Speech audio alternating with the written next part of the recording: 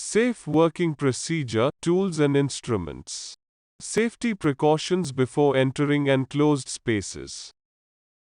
First, let us see what is an enclosed space.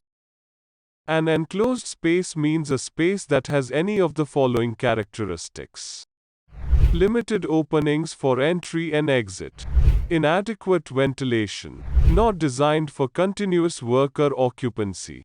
The most common confined spaces on board ships are cargo holds, chain locker, cofferdams, water tanks, duct keels, fuel tanks, and engine crankcases. Enclosed space can be used for several reasons. However, the main issue arises when one has to enter these enclosed spaces in order to do some repairing work or for cleaning purposes.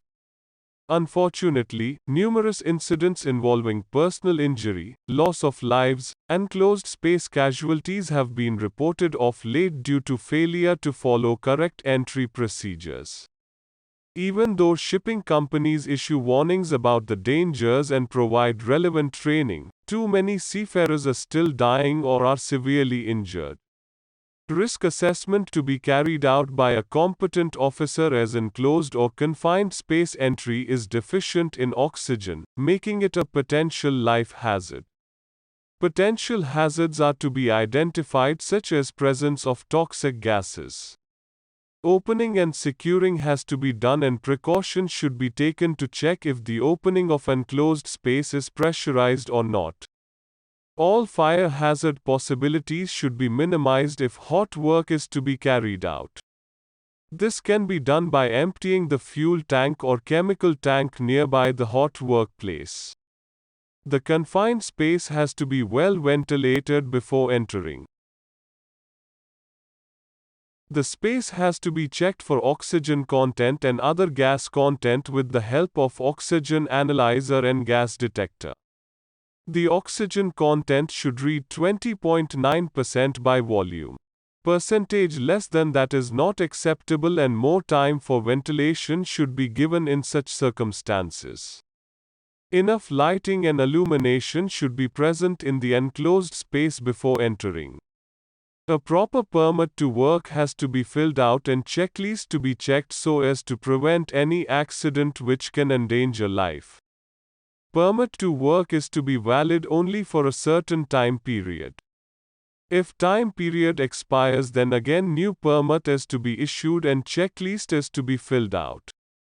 Permit to work has to be checked and permitted by the master of the ship in order to work in confined space.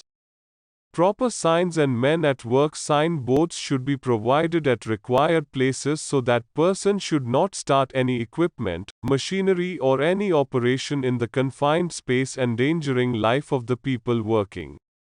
Duty officer has to be informed before entering the enclosed space. The checklist has to be signed by the person involved in entry and also by a competent officer. One person always has to be kept standby to communicate with the person inside the space. The person may also carry a lifeline with him inside. The person should carry oxygen analyzer with him inside the enclosed space, and it should be on all the time to monitor the oxygen content. As soon as level drops, the analyzer should sound alarm and the space should be evacuated quickly without any delay. No source of ignition has to be taken inside unless the master or competent officer is satisfied. The number of persons entering should be constrained to the adequate number of persons who are actually needed inside for work. The rescue and resuscitation equipment are to be present outside the confined space. Rescue equipment includes breathing air apparatus and spare charge bottles. Means of hoisting an incapacitated person should be available. After finishing the work and when the person is out of the enclosed space, the after-work checklist has to be filled. The permit to work has to be closed after this.